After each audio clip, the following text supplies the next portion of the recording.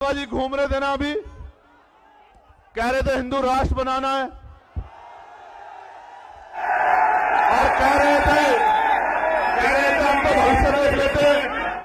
वो कहते नहीं कहते हम तो भविष्य देख लेते हैं। उनके यहां रहते दिल्ली में आतंकवादियों ने बम ब्लास्ट कर दिया, बाबा को खबर नहीं हुई। समझो मेरी बात को।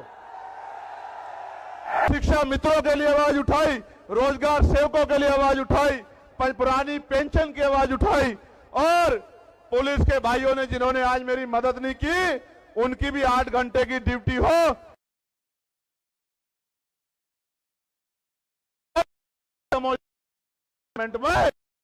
में का काम किया। और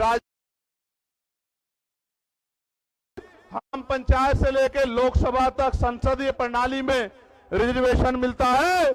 हम अति पिछड़े वर्ग के लिए भी मांग करेंगे कि उनको भी विधानसभा लोकसभा में रिजर्वेशन मिलने का काम करे। हमारे भाइयों को सीटें मिलेंगी और वो विधायक एक्टिव होंगे, हमें कोई दिक्कत नहीं होगी। हम लोग खुश हैं कि अति पिछड़े वर्ग के लोगों को विधानसभा में और लोकसभा में प्रतिनिधित्व मिले और पॉलिटिकल रिजर्वेशन उनको मिले।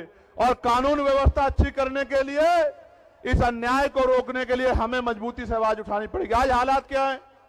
आज हालात ये है, कहीं बुलडोजर चलता है, कहीं मूछे रखने में मार देते हैं, कहीं घोड़ी पे बैठने में मार देते हैं। और इस मुजफ्फरनगर की क्रांतिकारी धरती को तो कहना चाहता, भाईचारा बनाने निकले, यहां का भाईचारा खराब करके एक पार्टी लंबे समय से सत्ता में बैठी है उत्तर प्रदेश और केंद्र में। भाईचारा बनाने निकले, आप चेक करा लो, पिछड़े दलित वर्ग की कोई ऐसी जाति नहीं मुसलमान की जो इस मंच पर ना हो या मेरे सामने ना हो। यहाँ पाल भी है, प्रजापति भी है, कश्यप भी है, राजभर भी है, बिंद भी है, साके भी है, सैनी भी है, जाट भी है, गुजर भी है, तमाम शेड्यूल कास्ट की जाति है, मुस्लिम भाईचारा भी है। आप चेक करके देखो, अगर कोई जोड़ने निकला है तो आजाद समाज पार्टी वाले निकले हैं। मेरी बात को आप याद रखना। आज मुजफ्फरनगर में जोड़ रहे हैं और आने वाले दिनों में पूरे देश में भाईचारा बना के जोड़ने का काम करेंगे। इस भाईचारे को टूटने नहीं देंगे, क्योंकि भाईचारे से नुकसान, टूटने से नुकसान हमारा हुआ और फायदा उनका हुआ।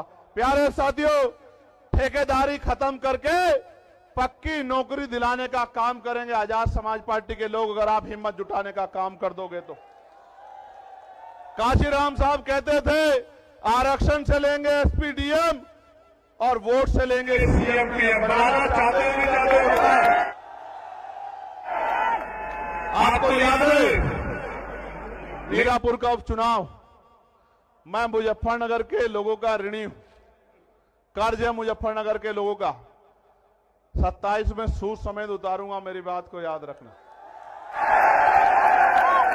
यहीं लगेंगे उद्योग धंधे, इसी तीनों मंडल में लगेंगे उद्योग धंधे, कंपनियां, फैक्ट्री, लाखों नौजवानों को रोजगार मिलने का काम होगा। मेरी बात को आप याद रखना। प्यारे साथियों, गौर से सुनो, नगीने का भी धन्यवाद है, बिजनौर का भी धन्यवाद है। उन्होंने भी मुझे ताकत देके आगे बढ़ाने का काम किया। उनका धन्यवाद होना चाहिए नहीं होना चाहिए बताओ? तो दोनों हाथ उठा के धन्यवाद करो उनका। प्यारे साथियों, मैं एक जानकारी आपको देना चाहता। एक अधिकारी ने मुझे फोन किया, कहा साहब हम आपकी सदस्यता छीन लेंगे कोर्ट के जरिए। क्या छीन लेंगे? मैंने उनसे कहा भाई ये सदस्यता आपकी दिलाई भी नहीं है, ये मेरे लोगों ने मुझे दी। अगर वो कह देंगे तो 1 नहीं 1000 बार छोड़ दूंगा। वो आप आज कह दो कि भैया ये काम मत करो, घर बैठ जाओ, तो वचन दे कहता हूं कि वापस नहीं आऊंगा, घर जाके बैठ जाऊंगा। अगर आप आज कह दोगे, आप आज कह दो कि भैया लड़ना बंद कर दो, लेकिन इनके कहे से सदस्यता छोड़ने वाला नहीं हूं। एक चंद्रशेखर को रोकने की कोशिश करोगे, विधानसभा में 203 चंद्रशेखर बना के भेजेंगे उत्तर प्रदेश में हम लोग, याद रखना। आपको याद है ना मैंने नारा क्या दिया है? गांव गांव चलो, पांव पांव चलो, चलो बूथ की ओर, चलो डोर टू डोर। आप यहां आए हो, लेके क्या जा रहे हो? यहां से घर जाओगे तो चैन से मत बैठना, कोई मीडिया ना दिखाए, फर्क मत करना, अपने आप घर से निकलना, रोजाना 1 घंटा काम करना, इस बात के लिए काम करना कि जब राजकाज बनेगा तो मेरी किसी बहन बेटी पे अन्याय अत्याचार कोई गुंडा नहीं कर पाएगा, हमारी ताकत बनेगी। इसलिए करना हम आंदोलन करने नहीं निकलेंगे, और निकलेंगे तो हमारे खून से होली नहीं खेल पाएगा, हम पे कोई गोली नहीं चला पाएगा। इसलिए करना कि बाबा साहब अंबेडकर के अधूरे सपने को पूरा करना है, इसलिए करना काशीराम साहब के पूरे जीवन संघर्ष को पूरा करना है। और अगर आप नहीं करोगे तो कौन करेगा, मुझे भी बता दो, कोई और करेगा क्या? दोनों हाथ उठा के बताओ जो लोग मदद करके काम करेंगे। आज इस महारैली में ये जो जन सैलाब आया है, ये इस बात का सबूत है कि अभी देश में बहुजन समाज के लोग जिंदा है, और जो बहाव के साथ नहीं बैठे, क्योंकि बहाव के साथ लाशें बहती हैं। बेशक इस देश में सत्ताधारियों ने धन बल के आधार पे किसान मजदूर कमेरे को कमजोर कर दिया, किंतु जनबल और मनोबल को वो हमारे कमजोर नहीं कर सकते, और ना ही हम उसको कमजोर होने देंगे। आप मेरी बात को याद रखना, ये किसानों की धरती है और यहाँ किसान शोध संस्थान है। 350 रुपए में गन्ने की वो होती है, गन्ने की लागत है, 400 रुपए दे रहे हैं। किसान को डीएपी नहीं मिल रहा है, किसान को यूरिया नहीं मिल रहा है, किसान लाइनों में लगता है, पिटता है लाठियों से। मैं किसानों को कहना चाहता हूं, एक मौका आजाद समाज पार्टी को दो, गन्ने का मूल्य 500 रुपए करके देंगे आपको, मेरी बात को याद रखना। और ऐसे नहीं कह रहा हूं, डंके की चोट पे कह रहा हूं, हर साल गन्ने मूल्य में वृद्धि करेंगे, 1.5 गुना आपको पैसे देने का काम करेंगे, और 14 नहीं 9 दिन के अंदर आपके खातों में पहुंचाने का काम करेंगे। इस सरकार ने तो कहा था किसानों की आमदनी दोगुनी करेंगे, इस सरकार ने कहा था बिजली का बिल माफ कर देंगे, बिजली का बिल हाफ कर देंगे, किया क्या?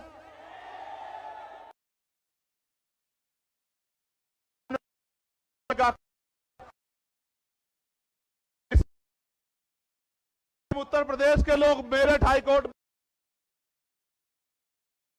एडवोकेट होना चाहिए।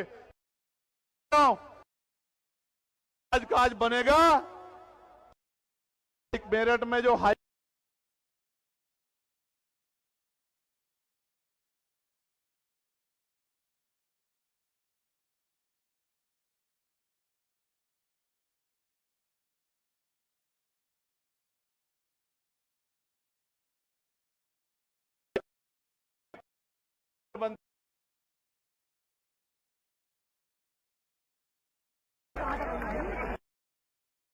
मेरे प्यारे साथियों, आप लोग स्वाभिमानी लोग हो ना? स्वाभिमानी लोग हो या नहीं हो बताओ? तो मेरी इस बात को गांठ बांध के जाना कि यहां से जाके सोना मत, चैन से मत बैठना, क्योंकि अगर आप गुलामी को एहसास नहीं कर रहे हो तो आप में और मरे हुए में कोई फर्क नहीं है मेरे लोगों। आज भी अच्छी रोटी कपड़ा मकान नहीं मिल रहा है, सम्मान नहीं मिल रहा है, आज भी अच्छे घर नहीं है, अच्छी पढ़ाई नहीं है, अच्छा रोजगार नहीं है, अच्छी चिकित्सा सेवाएं नहीं है। क्यों? 75 साल से कांग्रेस भाजपा के लोगों ने किया क्या है? सिर्फ वोट के आधार पर कुर्सी बैठने के अलावा क्या किया है? उनको मेरे लोगों का दर्द क्यों नहीं दिखाई देता? उनको हमारे घरों में बुलडोजर क्यों नहीं दिखाई देता? उनको हमारे मुस्लिम नेताओं को जेल में ठूस के बंद करना क्यों नहीं दिखाई देता? मैं इसलिए कह रहा हूं, उनको किसान नहीं दिखाई देता, नौजवान नहीं दिखाई देता, उनको दिखाई देता है तो सत्ता दिखाई देती है। आपको भी दिखना चाहिए तो आजाद समाज पार्टी का नीला झंडा दिखना चाहिए, उनका निशान दिखना चाहिए। दोबारा पूछो, स्वाभिमानी लोग हो ना? स्वाभिमानी लोग हाथ तो नहीं फैलाते? तो भीख मांगना बंद करो, सरकार से सत्ता का प्रबंध करो। मांगने वाले हाथ मत रखो, सत्ता बना के देने वाले बनो। आज जिनसे सड़क रोजगार मांग रहे हो, कल सत्ता बना के रोजगार देने का काम करो, लोगों के आंसू पूछने का काम करो। आप यहां इतनी बड़ी संख्या में आए, आज आपने मेरी हिम्मत बढ़ाई।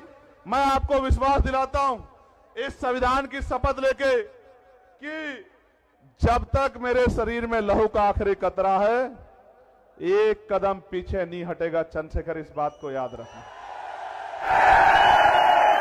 फिर कह रहा हूं, हापुड़ के लोगों का धन्यवाद देता हूं, बुलंदशहर के लोगों का धन्यवाद देता हूं, गौतम बुद्ध नगर गाजियाबाद का धन्यवाद देता हूं, बागपत मेरठ का धन्यवाद देता हूं, अमरोहा का, संभल का, मुरादाबाद का धन्यवाद देता हूं, बिजनौर के लोगों का धन्यवाद देता हूं, सहारनपुर शामली के लोगों का धन्यवाद देता हूं और सबसे ज्यादा धन्यवाद मुजफ्फरनगर के लोगों का देता हूं। मेरी बात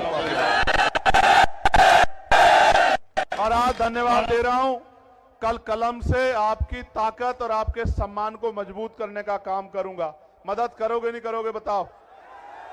ऐसे उठाओ दोनों और मुट्ठी बंद करो।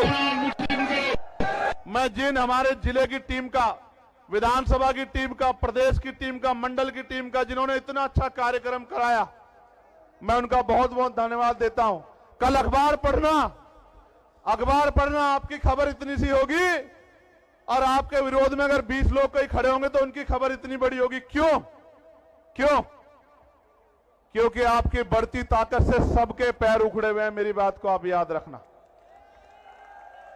इसलिए मैं आपको बार बार कहता हूं, इधर उधर मत ध्यान देना, अपने लक्ष्य पर ध्यान देना, देगा सबका इलाज।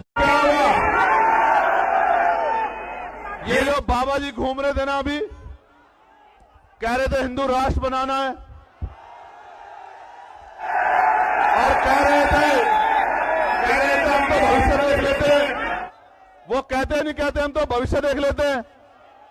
उनके यहां रहते दिल्ली में आतंकवादियों ने बम ब्लास्ट कर दिया, बाबा को खबर नहीं हुई। समझो मेरी बात को, समझो मेरी बात को, समझो क्या कह रहा हूं, समझो, जिम्मेदारी से समझो। आज वो हिंदू राष्ट्र बनाने की बात कर रहे हैं, संविधान को कुचल के। कल अगर चंद्रशेखर आजाद बहुजन राष्ट्र बनाने के लिए निकल गया 85% लोगों को लेके ना, फिर देख लेना क्या होगा। अगर ऐसे ही चलाना चाहते हो संविधान के विरोध में तो देख लेना। संविधान के साथ चलो, आप अपने धर्म को मानो, आप अपने किसी के धर्म से कोई बैर नहीं, लेकिन अगर संविधान के खिलाफ कोई जाएगा तो मुकाबला पूरी जिम्मेदारी से होगा। याद रखना मेरी बात को। बहुत बहुत धन्यवाद। हेलो, बहुत बहुत